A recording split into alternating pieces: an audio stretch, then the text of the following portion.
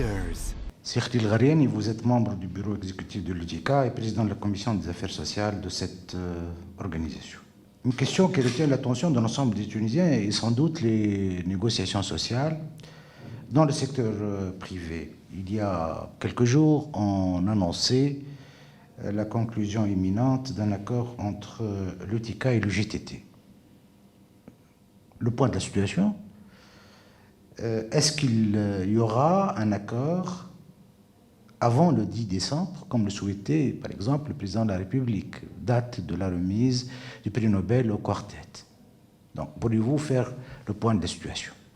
Nous espérons de toutes les façons qu'il y ait un accord dans les jours qui viennent, dans les heures, dans les jours, ou dans les jours, le peu de jours qui restent pour le 10 décembre. Ceci dit, nous sommes en train d'œuvrer, les deux partenaires, je suppose, les deux, à arriver à une solution. Nous avons hier présenté des propositions réelles, des propositions palpables et quantifiées, et c'est un élément positif, puisque dès qu'on met sur la table des propositions quantifiables, nous pouvons commencer à discuter dessus, et nous espérons arriver avant le 10 décembre, mais je dois dire que le 10 décembre n'est pas une date, une fin en soi. Je trouve que la proposition du président de la République est honorable, bien sûr. Il aurait voulu avoir un accord avant. Mais même si nous restons dans la négociation et dans le dialogue social est quelque chose d'assez civilisé. Au contraire, elle est perçue par les pays d'Europe, voire même les pays du nord de l'Europe, là où on va aller pour Oslo, pour aller pour le prix Nobel. Le dialogue social est une chose très très positive. Ces deux partenaires qui arrivent pour avoir le prix Nobel et en même temps ils sont dans un dialogue social. Il faut regarder un peu de ce côté-là. Ce qui est mauvais maintenant, et je suppose que le président de la République a voulu faire allusion à ça, sans le dire, qu'il y a eu des menaces de grève générale dans le pays. Ça, c'est mauvais, parce que habituellement, la nature même du dialogue social éloigne et n'est pas du tout dans l'état d'esprit des grèves. C'est tout à fait logique. Le dialogue social refuse les grèves et ça, c'est une chose qui est reconnue internationalement et même par le Bureau international du travail. Et elle est même logique parce que, en fait, la négociation doit aboutir à un accord qui est un contrat et qui doit être, la traduction d'un consentement entre les deux parties.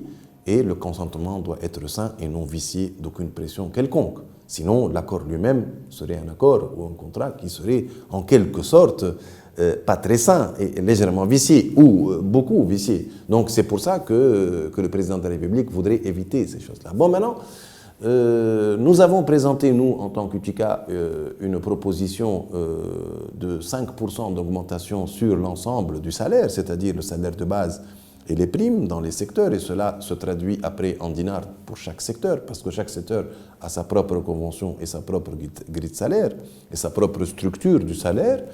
Donc le partenaire UGTT campe toujours sur une position de 10%. Il faut rappeler que 10%, nous n'avons jamais eu en Tunisie une augmentation de 10%, dans l'histoire de la Tunisie, peut-être même, je pourrais dire même post-coloniale, donc 10% c'est beaucoup, sachant également que nous avons une croissance cette année qui est très très limitée, pour ne pas dire... Mais vous devez parvenir à un compromis. Mais nous sommes engagés à un compromis. Pourquoi? On a mis de côté les deux partenaires. La situation économique du pays, les possibilités économiques, cette question de croissance, et nous avons légitimé l'augmentation par justement cette recherche de paix sociale et la réalisation de paix sociale qui est très importante pour notre pays, ô combien importante aujourd'hui en 2015. Donc, mais de là à donner des taux qui deviennent quelque peu insupportable pour le tissu économique et le tissu entrepreneurial en Tunisie et qui risque d'avoir des effets néfastes en termes de stabilité des entreprises et même en stabilité et création d'emplois. Donc nous considérons que 5% est un taux qui s'adosse sur le taux d'inflation Parce qu'il ne faut pas oublier que c'est une augmentation de salaire d'une année à l'autre. Nous avons augmenté en 2014, nous essayons d'augmenter en 2015, nous allons avoir une augmentation en 2016 et également en 2017. Et cette augmentation de salaire doit combler un déficit annuel de l'inflation, du pouvoir d'achat, qui a pour indicateur essentiel le taux d'inflation. Le taux d'inflation est de 4%, nous avons proposé 5%. Oui, mais comment parvenir à ce compromis lorsque les deux partenaires campent sur leurs positions respectives? Le GTT réclame 10% et le TICA s'en tient aux 5%. Regardez, je viens de vous dire que le taux proposé par le TICA est un taux qui a été basé sur un indicateur objectif et officiel, qui est celui de l'inflation. Je viens de vous dire également que l'augmentation, elle est annuelle. Et elle doit combler un déficit annuel du pouvoir d'achat. Donc nous ne pouvons pas aujourd'hui présenter, c'est ce qu'a présenté le GTT, présenter des arguments se basant sur un niveau de pauvreté, sur un déficit important et structurel du pouvoir d'achat. Certes, c'est des réalités. Certes, il faut observer ces questions, il faut se pencher sur la situation sociale du pays, mais pas au niveau d'une augmentation annuelle. Nous demandons à l'UGTT et notre partenaire et au gouvernement d'observer le pouvoir d'achat dans ses différentes composantes et dans les différentes politiques ayant trait auxquelles sont tributaires ces composantes, à savoir, comme je vous l'ai dit, la politique de logement, la politique de transport, la santé, l'éducation et autres, les circuits de distribution de produits frais et autres qui sont très très importants. Et nous demandons à ce que, et le problème est là, et la solution est là. Également aussi la question sociale nationale, la situation du développement ou du sous-développement ou du peu de développement ou de déséquilibre de développement dans les régions qui donnent aujourd'hui des situations sociales insupportables.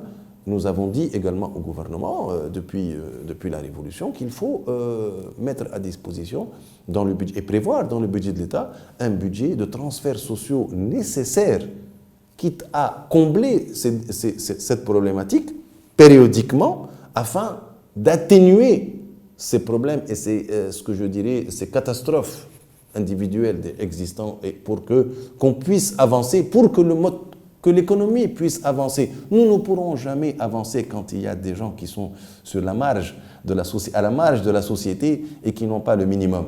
Donc, ce qui peut être perçu comme étant des dépenses comme les transferts sociaux lourdes ne sont qu'un investissement social en fait, puisque à terme elles doivent régresser pour laisser place à la croissance et pour laisser place au modèle de développement qui va combler ces budgets.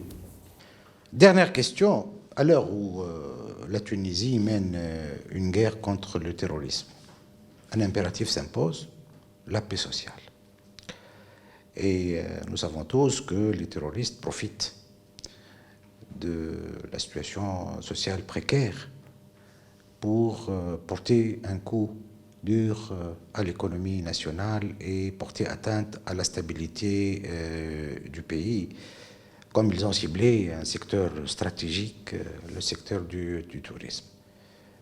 Que pensez-vous de la nécessité d'activer le pacte social et parvenir à un accord sur ce point? Je suis tout à fait d'accord. La sécurité est un élément très très important. Il est classé en tête de liste des impératifs. Mais également, juste après, il y a la paix sociale qui devient aujourd'hui un impératif. Nous ne pouvons pas avoir aucune politique de développement, ni de croissance, ni d'investissement, ni de stabilité, ni de progrès social s'il n'y a pas aujourd'hui ces deux éléments qui sont la sécurité et la paix sociale. Donc là, il y a le contrat social. Les deux partenaires ont signé un contrat social en 2012, en 2013, qui a été élaboré durant toute l'année et négocié durant ce contrat social et non pacte social. Et cette appellation a été bien ciblée parce qu'un contrat oblige. Il y a l'élément obligation dans un pacte. Nous sommes obligés, les trois partenaires dans ce pacte, dans ce contrat social, à ce qu'on a élaboré dans ce pacte aux différents thèmes qui touchent à peu près tous les éléments vitaux du monde économique et social, à savoir donc ces thèmes du développement régional et du modèle de croissance qui est très très important. Et le classement de ces thèmes en premier jusqu'au 5e thème a un sens dans la mesure où nous ne pouvons rien faire aujourd'hui si le développement régional, on ne résout pas ce problème, on ne commence pas à résoudre ce problème du développement régional, puis passer à l'emploi et à la formation professionnelle, puis mettre en place un modèle de relation de travail créant la stabilité basée sur la flexicurité. Donc il n'est plus admissible aujourd'hui que des personnes, que des salariés qui ont un plan de vie et qui se retrouvent licenciés pour des causes économiques et objectives qui ne sont pas inhérentes ni à l'entreprise, des fois même pas au pays, parce que c'est des marchés, nous sommes dans une conjoncture internationale, qui se trouvent aujourd'hui à la marge et inadmissibles et qui perdent leur programme de vie. Il faut assurer un minimum ce programme de vie par un système d'assurance. Également, cette protection sociale, et vous connaissez les difficultés que connaissent aujourd'hui les caisses de sécurité sociale, que ce soit au niveau de l'assurance maladie, la couverture de l'assurance maladie, et sa relation avec le système de santé, et sa relation avec le modèle de santé, et qui aujourd'hui tarde à être réformé réellement, et qui connaît beaucoup de difficultés, et qui lui-même peut-être pourrait être un frein un peu à cette réforme nécessaire aujourd'hui, et également au niveau des retraites et des équilibres des caisses au niveau des pensions de retraite. Voilà.